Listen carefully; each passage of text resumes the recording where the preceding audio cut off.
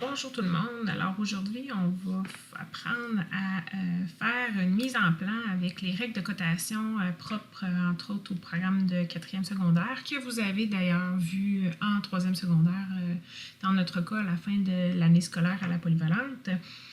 Donc, la façon dont on va procéder, une fois que vous avez l'interface d'Autodesk d'ouvert, vous allez créer un nouveau.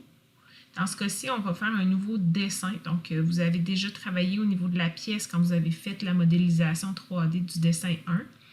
On ne travaillera pas avec les ensembles, pas pour l'instant. On va y aller avec justement un nouveau dessin. On va choisir le format standard qu'on a préalablement installé dans vos ordinateurs.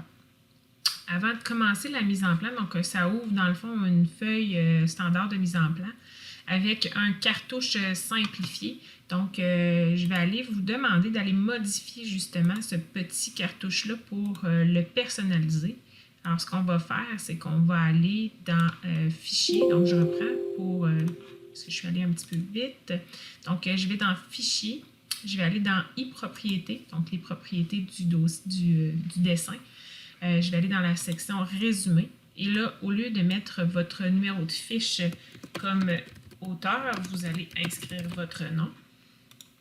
Et on va lui mettre également un titre, donc mise en plan du dessin. Et on va cliquer sur OK. Et vous allez voir aussi que ça a modifié justement le cartouche pour le personnaliser. Si jamais votre cartouche n'est pas identique à celui que je viens de vous montrer, dans le fond, bien, mentionnez-le à votre enseignant, parce que dans le fond, c'est que le modèle standard, on a fait l'installation dans les ordinateurs, mais ça se peut que l'installation ait mal fonctionné. Donc, simplement avisez votre enseignant pour qu'on puisse faire la modification qui s'impose. Alors là, ce qu'on va aller faire, c'est qu'on va aller chercher dans le fond notre dessin, pas notre dessin, mais notre objet 3D pour le modéliser. Donc, on va aller chercher dans la base et on va aller dans la loupe ici pour pouvoir sélectionner le dessin, dans le fond, la pièce qu'on veut modéliser en plan. Donc, dans ce cas-ci, c'est le dessin 1. Donc, on voit ici que c'est effectivement le cas. Si jamais il ne se retrouve pas d'emblée à cet endroit-là, vous allez simplement aller dans l'arborescence. Normalement, vous devriez le trouver dans votre Google Drive si vous avez suivi les consignes pour l'enregistrement. Sinon, simplement de le retrouver là où vous l'avez enregistré pour pouvoir l'insérer. Alors là, une fois que c'est sélectionné, on fait ouvrir. Donc, message d'erreur, dans ce cas-ci, c'est proprement mon ordinateur. Autodesk est un petit peu capricieux au niveau des enregistrements. Alors, ce que ça vient de faire, c'est que ça vient d'ajouter ici une des vues de votre pièce. Donc, ce qu'on veut, nous autres, c'est vraiment respecter la vue de dessus, ensuite la vue de face, la vue du côté droit, avec dans le coin en haut à droite l'isométrique. Donc, pour faire ça, quand on insère, si jamais ça n'obtient pas la vue que vous avez là, vous avez simplement à déplacer, dans le fond, faire la rotation au niveau du petit cube pour aller obtenir la bonne vue. Une fois que c'est fait, simplement, dans le fond, la laisser comme telle. Et là, ce qu'on va faire, c'est qu'on va aller se déplacer vers le haut. On va voir apparaître des pointillés verts. On clique gauche sur la souris et ça nous fait apparaître la vue de dessus, exactement comme on la voulait. Et ensuite, on va aller cliquer droit. Excusez, se déplacer vers la droite. On fait un clic gauche, ça fait apparaître la vue de droite. Et finalement, on aura ici la vue isométrique. Même chose, clic gauche, on la fait apparaître. Une fois qu'on a nos vues, simplement cliquer sur OK. Et nos vues sont installées. Donc là, ce que je vais faire, c'est que je vais aller simplement les placer. Donc, on va rapprocher celle-là un petit peu pour respecter les distances. Donc, voilà. Alors, voilà nos vues. Sur certains projets, les lignes cachées seront automatiquement insérées dans les vues. Pour d'autres élèves, comme c'est le cas pour moi, les lignes cachées n'ont pas apparu.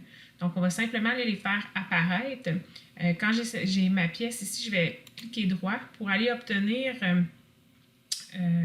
l'option « Modifier la vue ». Et là, je vais aller simplement ici cocher avec ligne masquée.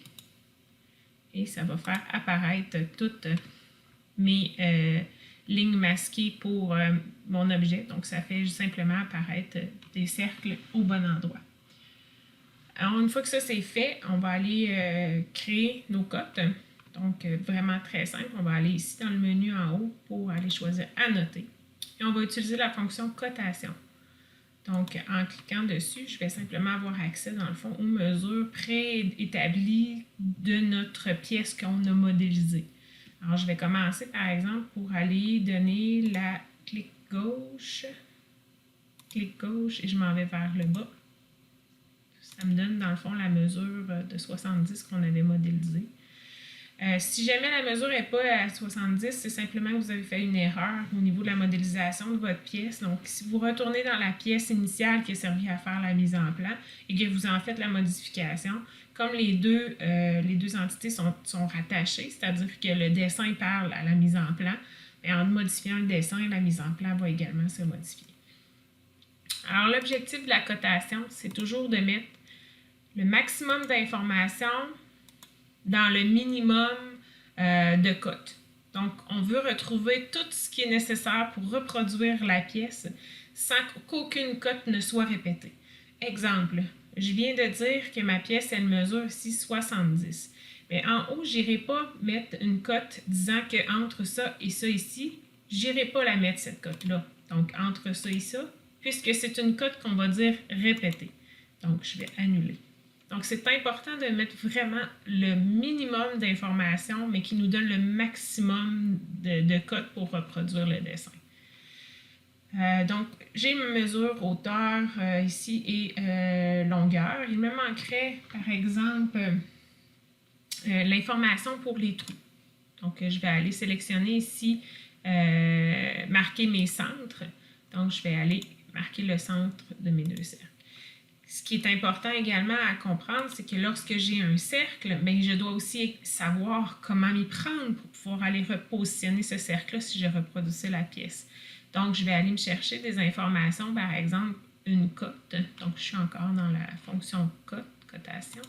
Donc, du centre vers une ligne prédéfinie. Dans ce cas-ci, j'ai choisi celle-ci à 20 mm. Et je dois également faire la même démarche, mais dans ce cas-ci, pour obtenir la distance dans l'autre direction, ce qui va me permettre d'aller reproduire le cercle au bon endroit. C'est important aussi de faire attention à ne pas croiser les cotes. Donc, il faut que, dans le fond, on ait des informations qui se complètent, mais les cotes ne doivent pas se croiser. Et on essaie de respecter, dans la mesure du possible, environ 1 cm de la pièce pour la distance des différentes cotes. Alors, ce que je pourrais rajouter ici, ce serait entre autres le diamètre de mon cercle. C'est la seule et unique cote qu'on va autoriser à l'intérieur des pièces. Et c'est important, si vous avez plus d'un cercle, de mettre dans le fond, les diamètres de tous les cercles. On ne peut pas présumer que chacun des cercles ont la même dimension, donc il faut l'inscrire.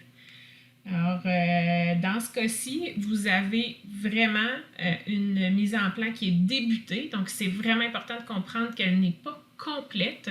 Votre travail, c'est maintenant de le compléter, donc d'ajouter les cotes qui sont manquantes sur le dessin.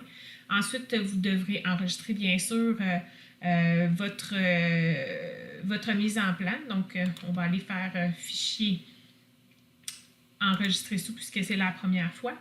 Dans ce cas-ci, je vais le nommer fin du tutoriel puisque c'est effectivement le cas. Je vais aller l'enregistrer à la même endroit que j'avais